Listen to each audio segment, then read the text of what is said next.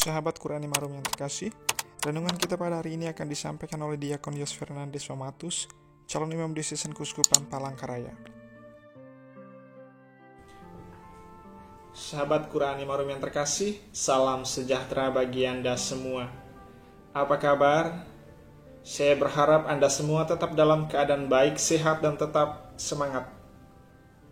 Bapak Ibu, saudara-saudari yang terkasih, sahabat Qurani Marum yang saya cintai, jumpa lagi dengan saya Diakon Yos Fernandes Wamatus dalam renungan harian Qurani Marum pada hari Jumat tanggal 12 Juni 2020. Hari ini kita akan bersama-sama mendengarkan Injil dari Injil Matius bab 5 ayat 27 sampai 32.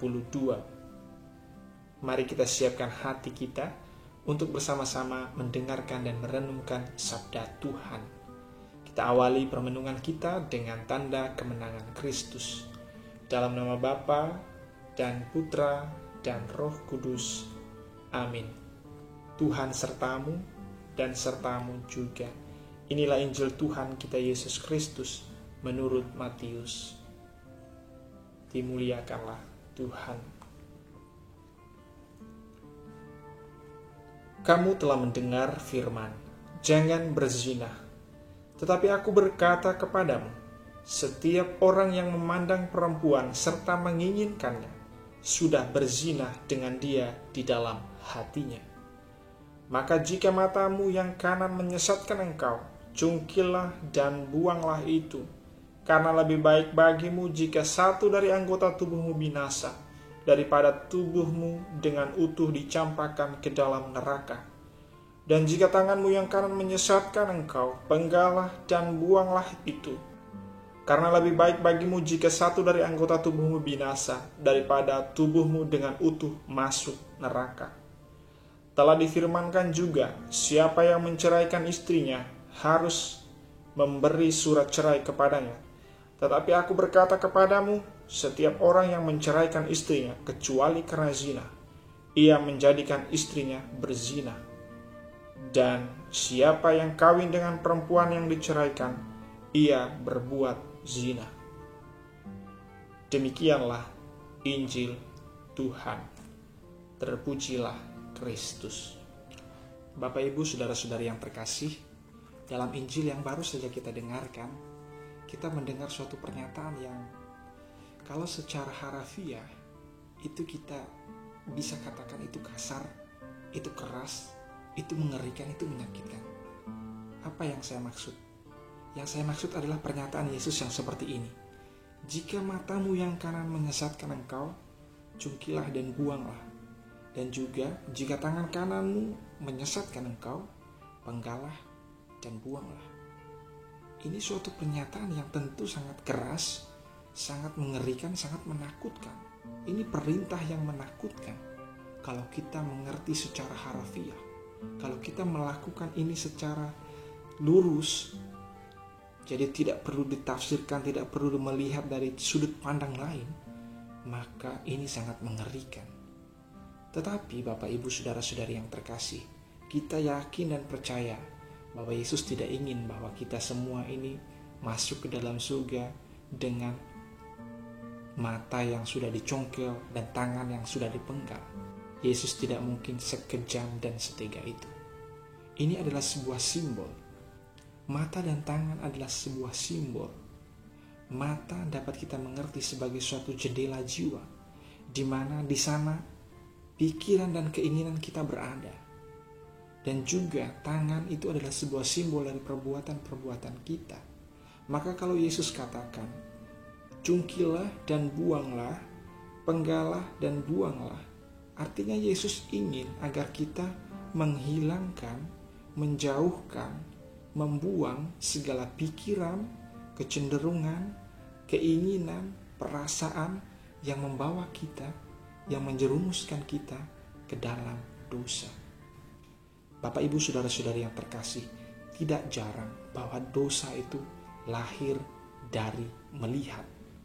Jadi orang melihat, kemudian berpikir, kemudian muncul keinginan, muncul hasrat, kemudian lahirlah dosa. Salah satu yang dikatakan Yesus dalam Injil pada hari ini yang diingatkan oleh Yesus adalah ini. Kamu telah mendengar, jangan berzina, tetapi aku berkata kepadamu, setiap orang yang memandang perempuan serta menginginkannya sudah berzina dengan dia di dalam hatinya. Artinya apa?